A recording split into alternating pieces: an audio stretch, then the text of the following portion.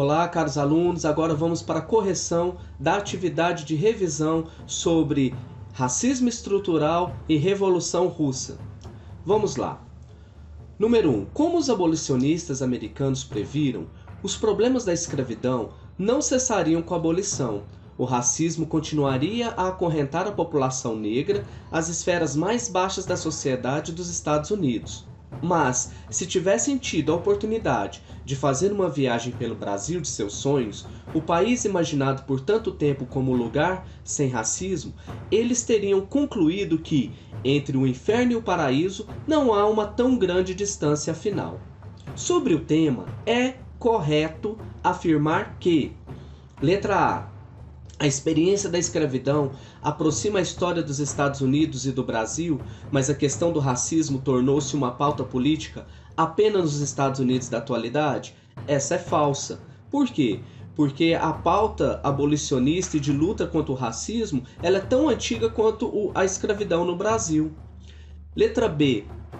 Os abolicionistas norte-americanos tinham uma visão idealizada do Brasil, pois não identificavam o racismo como um problema em nosso país? Sim, isso aqui está trazendo o texto para nós. Inclusive, nós sabemos que com Gilberto Freire fazendo as suas visitas, às fazendas do sul dos Estados Unidos, foi desenvolvida em seus livros a tese da democracia racial ou da miscigenação pacífica ocorrida no nosso país, que teria eliminado esse racismo.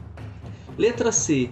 A imagem de inferno e paraíso na questão racial também é adequada à divisão entre sul e norte dos Estados Unidos, pois a questão racial impactou apenas uma parte daquele país? Nós sabemos que não, A guerra de secessão que aconteceu nos Estados Unidos foi justamente provocada pela abolição da escravidão. Letra D. A abolição foi uma etapa da equiparação de direitos nas sociedades norte-americana e brasileira, pois os direitos civis foram assegurados em ambos países no final do século XIX? Lógico que não, essa talvez é a mais errada de todas. Infelizmente, nós vamos ter todos os direitos garantidos aos negros no nosso país após a Constituição de 1988, chamada de Constituição Cidadã. Anteriormente a isso, de uma forma ou de outra, essas pessoas elas ainda não tinham sido integradas à sociedade como deveriam. E ainda hoje é necessário a luta para que esses direitos se apliquem na prática. Número 2. Então, resposta certa da número 1, letra B. Número 2. Afirmar que o racismo no Brasil é sutil significa fechar os olhos para a crueldade a que foi historicamente submetida a população negra. Verificam-se, então, dois mecanismos que se conjugam, trazendo algumas facetas do racismo brasileiro. Por um lado, temos a quase invisibilidade da questão racial. Embora os números, dados demonstrativos da situação injusta e crítica vivenciada pelos negros no Brasil estivessem bem desníveis há décadas. Somente nos últimos anos eles foram trazidos a público, no bojo dos debates sobre a implementação de políticas afirmativas, em decorrência das iniciativas do movimento negro. Por outro lado, coloca-se a crença no mito da democracia racial e na ideia de que no Brasil teria superado a escravidão e o racismo por meio do processo de miscigenação, que por sua vez nos teria livrado de problemas existentes apenas em outras paragens, como Estados Unidos e África do Sul. Tomando por base o texto do Pacheco e Silva, é correto afirmar que, letra A, o racismo no Brasil é sutil e imperceptível? Lógico que não, ele é tão denso que a gente pode quase que segurar ele com as nossas mãos. A gente percebe a todo momento nos jogos de futebol, jogadores sendo atacados, chamados de macaco, em todos os lugares a discriminação, seja através de palavras, de atos ou de exclusão nos campos de trabalho, acontece. Então é muito palpável o racismo no nosso país. Letra B. A miscigenação eliminou o racismo nas relações sociais? Logicamente que não. Letra C. Os Estados Unidos e a África do Sul são exemplos de tolerância racial e eliminação de preconceitos? Também é uma grande inverdade. Esses países também estão lutando para consertar esse grande mal histórico. Letra D. Os dados estatísticos desmentem a ideia de que no Brasil não existe racismo? Correto. Então, resposta certa é a letra D. Basta nós analisarmos os fatos, analisarmos os dados. O IBGE tem uma série de dados aí para a gente consultar e analisar como que o racismo no Brasil ele é estrutural. Então, desde os dados sobre mortes de jovens, desde os dados sobre pessoas que ocupam cargos de importância, sobre o desnivelamento de salários entre brancos e negros, tá tudo registrado. Então, contra fatos não existem argumentos, né? Contra dados não existem argumentos. E letra E, políticas de ações afirmativas são desnecessárias no contexto brasileiro? Grande verdade. Se nós não tivermos políticas afirmativas, nós nunca vamos conseguir uma equidade social. Resposta certa da 2, letra D. 3. Ninguém nasce odiando outra pessoa pela cor de sua pele, por sua origem ou ainda por sua religião. Para odiar as pessoas, precisam aprender, e se podem aprender a odiar, elas podem ser ensinadas a amar. Esse é um texto de Nelson Mandela. O trecho acima faz menção à discriminação racial. Com base nele e nas condições históricas do racismo no Brasil, responda: o que é racismo estrutural? E no Brasil, existe democracia racial? Então vamos à primeira parte, racismo estrutural.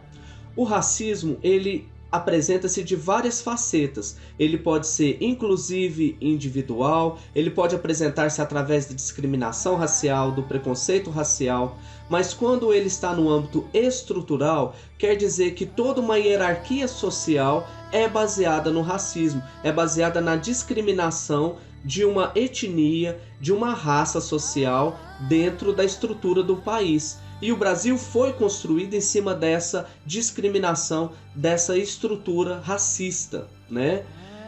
E segunda parte, no Brasil existe uma democracia racial? Não, no Brasil não existe uma democracia racial, porque isso subentenderia que, independente da cor, da classe social da pessoa, ela tem iguais oportunidades de ascender socialmente, de integrar-se socialmente dentro do país. E isso é uma grande verdade, como já foi dito anteriormente. Os dados mostram que no Brasil existe uma grande discriminação racial.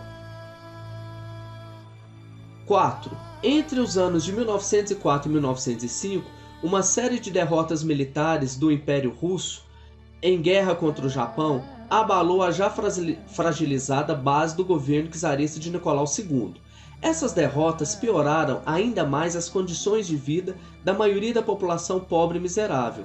No dia 22 de janeiro de 1905, trabalhadores russos organizaram uma manifestação pacífica para reivindicar melhores salários e redução da jornada de trabalho. Como ficou conhecido o desfecho dessa manifestação? Porque ele é considerado um ensaio geral da Revolução.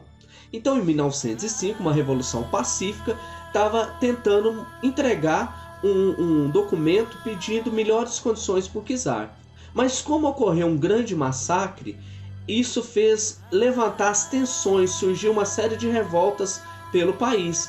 E isso abalou tanto as estruturas que o governo foi obrigado a convocar uma Duma, ou seja, um parlamento, e se comprometer a se tornar um regime constitucional. Mas é claro que ele não tinha pretensões de levar isso a sério, e essas revoltas iniciais vão acabar gerando mais tarde a Revolução Russa. Segundo, por que ele é considerado um ensaio geral? Porque é a partir daí que se inicia a organização dos chamados sovietes, onde que camponeses e proletariados, aqueles funcionários das indústrias, vão começar a se organizar em partidos políticos para exigir o fim do absolutismo czarista e a mudança nas condições da Rússia. 5. A Revolução Russa marcou uma nova fase na história da Rússia. O czarismo entrou em colapso e com isso a revolução tornou-se iminente. Analisando a imagem dentro do contexto histórico em que se desenvolveu a Revolução Russa, é possível concluir que ela faz referência, letra A. Então nós temos uma imagem ali onde que trabalhadores têm uma indústria de fundo e trabalhadores estão segurando faixas escrito paz, terra e pão. Então, a resposta da letra A. As teses de Abril propostas por Lenin durante o governo menchevique, que era liderado por Kerensky? Sim. Quando Kerensky assume o poder, ele não promove as transformações que os sovietes esperavam, que a população russa esperava.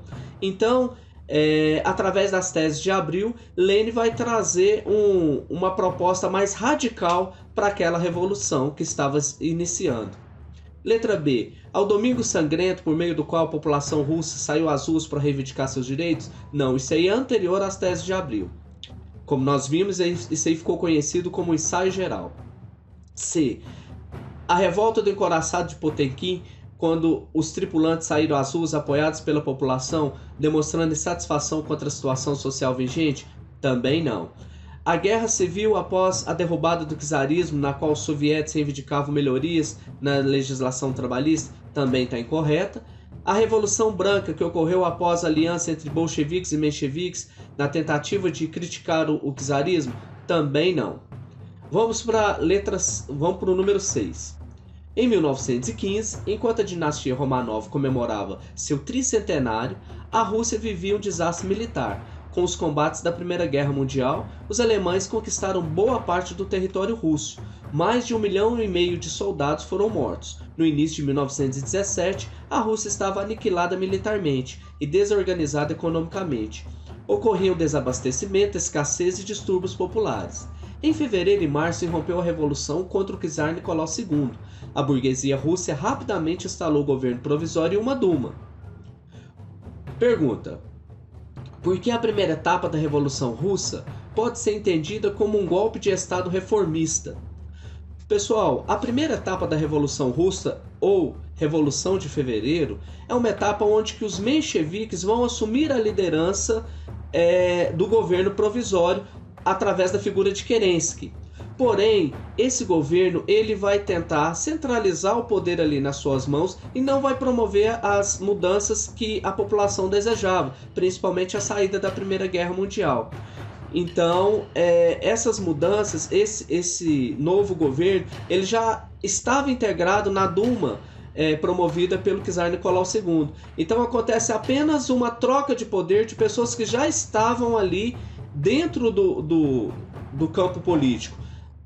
Portanto, a Revolução de Outubro é que é considerada a efetiva revolução, porque ela sim vai trazer uma mudança radical nos quadros da Rússia em 1917. 8.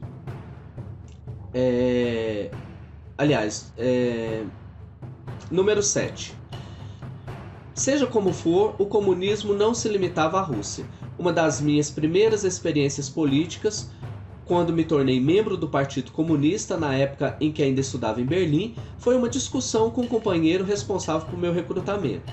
Ele ficou desconcertado quando lhe disse: bem, todo mundo sabe que a Rússia é um país atrasado, por isso podemos esperar que o comunismo tenha suas derrotas por lá. Erich Hobsbawm, O Novo Século, 2000.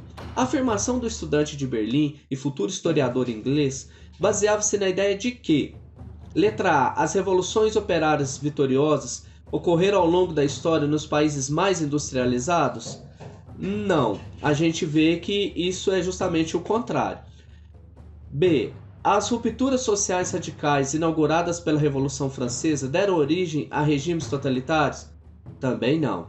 Letra C. O sucesso revolucionário seria possível somente no caso da propagação da Revolução para países dominados pelos europeus? Também não. Letra D. A vitória dos comunistas na Rússia foi liderada por partidos oriundos dos movimentos camponeses? A gente também viu que essa é inverdade. E letra E. A Revolução Bolchevista deveria enfrentar o pior desafio, que era o desenvolvimento econômico do país? Certo. Então, quando o Erich Hobsbawm ele está dizendo que o comunismo vai enfrentar algumas derrotas, ele está se referindo ao atraso econômico que a Rússia enfrentava. Então, qualquer situação de mudança política não teria como resolver instantaneamente o problema econômico que a Rússia enfrentava. Então, a resposta certa é a letra E. 8. A abolição do princípio de propriedade privada, a estatização dos meios de produção e a assinatura de um tratado de paz com a Alemanha, marcando a saída do país da guerra, foram as principais medidas adotadas na Rússia por A. Stalin em agosto de 1929, não. B. Lenin em outubro de 1917, resposta correta. Trotsky em abril de 1924, errado. Kerensky em fevereiro de 17, não. Foi até por isso que ele vai ser deposto. Letra E. Kornilov em setembro de 1921, também não.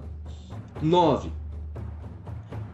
Joseph Stalin era conhecido na sua juventude como Koba. Na década de 1910, período em que era editor do jornal revolucionário Pravda, ele adotou o pseudônimo Stalin, baseado em uma palavra do idioma russo que significa aço. O pseudônimo significa, portanto, homem de aço ou feito de aço. Defina o que foi o stalinismo. Então, o stalinismo foi um regime totalitário que se iniciou em 1927 e só termina em 1953 com a morte de Joseph Stalin.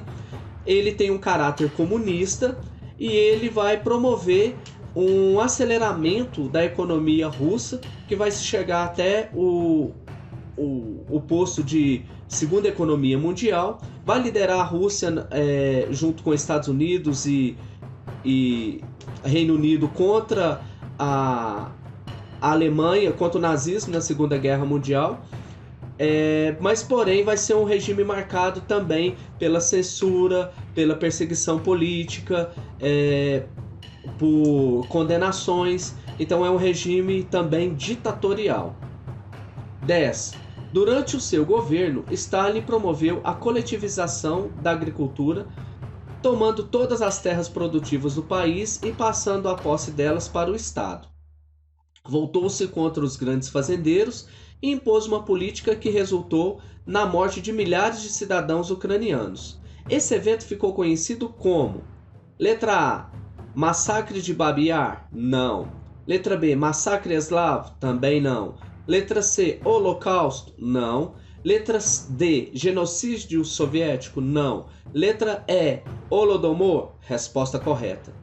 É isso aí, pessoal. Bons estudos, foco e fé.